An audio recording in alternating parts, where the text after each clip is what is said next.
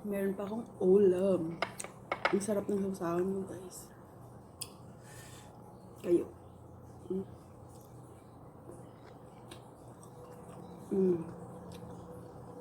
Okra is the best.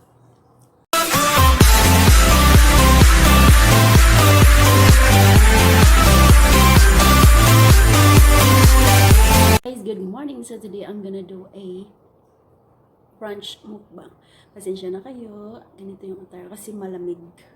Bumalik na naman yung lamig. It's 36.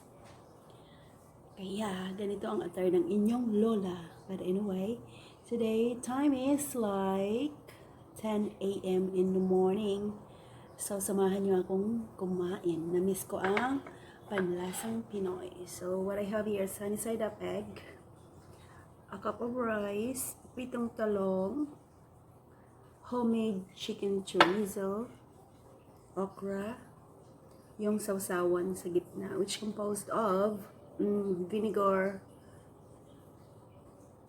ano ba yan, soy sauce, at saka lemon. And hindi mawawala ang hot coffee. So guys, samahan nyo ako. Kain tayo, okay?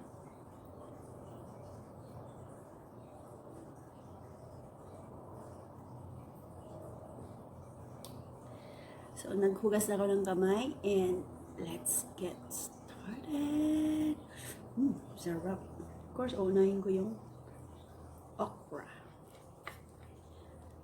One of my favorite vegetables.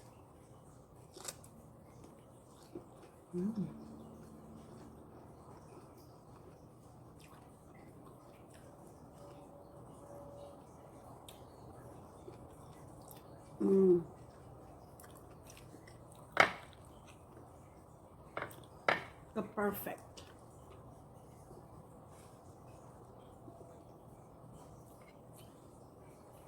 Talong.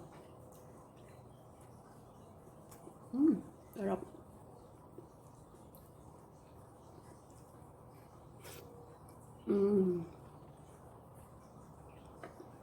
Very tasty siya, guys, kasi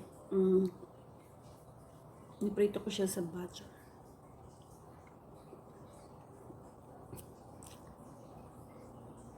Namiss ko yung kanin for almost 2 weeks. Hindi ako nagkanin. Chicken chorizo.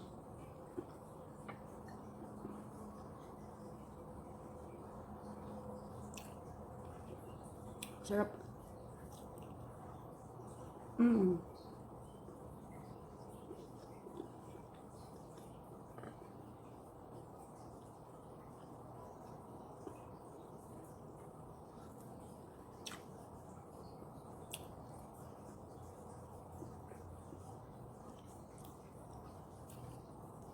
Ang sarap ng pritong talong. Actually, first time ko kumain ito. The best.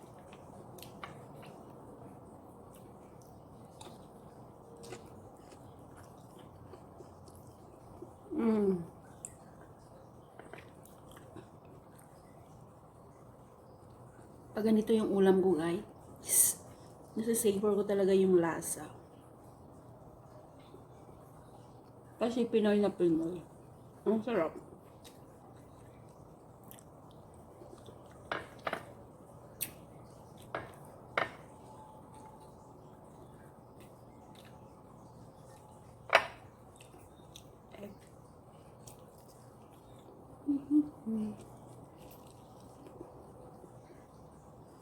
Egg is life.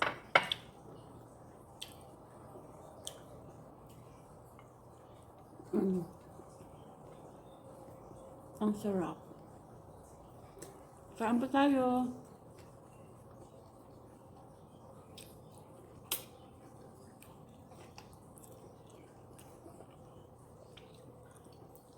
Nako, pag ganito yung ulam ko, kulang yung isang basong rice dito, guys. Sarap. Sa sauce pa lang, Diyos ko, ang lasa.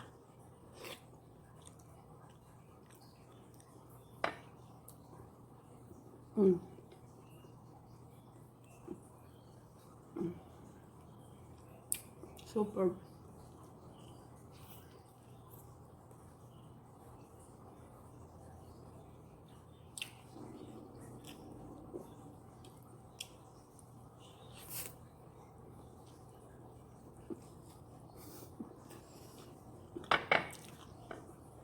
Pinasok ko na lang lahat. Kasi nga ayaw ko mag-spread sa plato. Runny siya.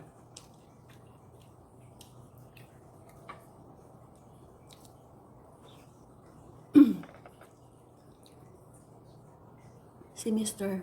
nag-lock doon sa office room kasi ayaw niya yung amoy ng homemade chicken chorizo kasi nga madaming garlic ang nilagay. She doesn't like this garlic smell. And ayaw niya kainin. Pero okay naman kung konti lang. When in which a lot, sarap. So guys, kung gusto nyo gumawa ng homemade chorizo, tingnan nyo lang sa aking dyan. Mga videos. Meron akong videos how to make it.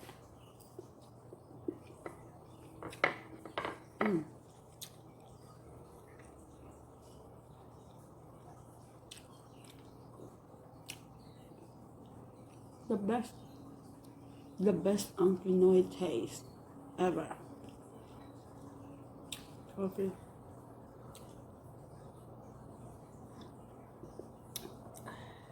Sarap.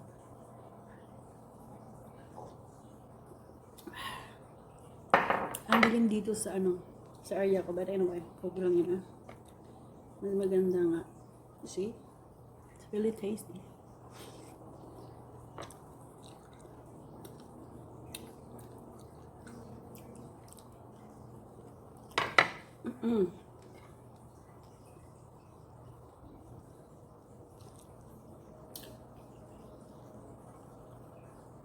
Anyway, kamusta kayo guys?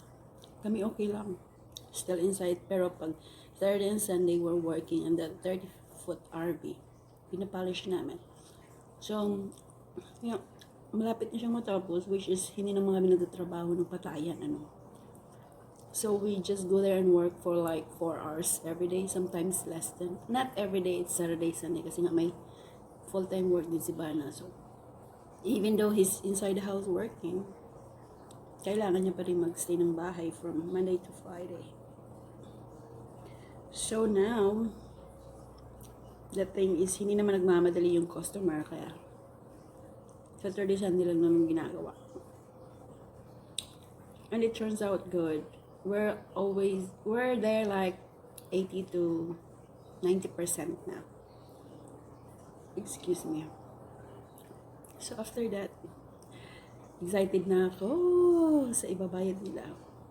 Which is, you don't work hard. I mean, it's not really a bad job, As long as you love what you do, it doesn't matter kung anong ginagawa mo. Basta sa mabuting paraan.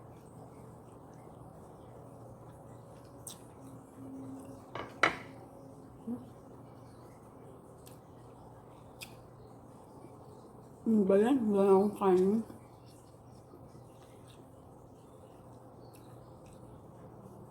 Meron pa akong ulam. Ang sarap ng sausawan mo, guys.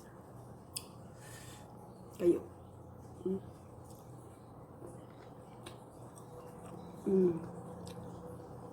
Okra is the best.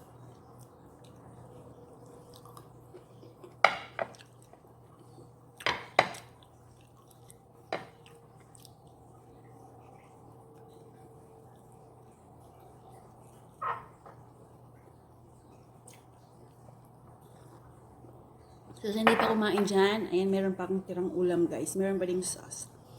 So, thank you for watching. And, of course, to those of you who haven't subscribed to my channel, you know what to do, guys. Just click that subscribe button and notification bell for more updates of my new uploads. So, yeah, to those of my friends in YouTube, thank you so much for the love and support. I'm sure I'm always there for you as well. And I'm sorry to those new ones who just click that subscribe. I'll get back to you as soon as possible. Busy lang po ako lately kasi pag andito kasi si Bana sa bahay, ewan, busy din ako. Kaya tulog, go back to work. And he said not that soon, baby. Anyway, thank you ng bongga. Bonggang bongga. Ayan. So, stay safe, stay blessed, and beautiful. Kahit wala tayong kagandahan. So, each one of us has a different beauty. Kaya let's enjoy what we have. And thanks God for everything. Bye!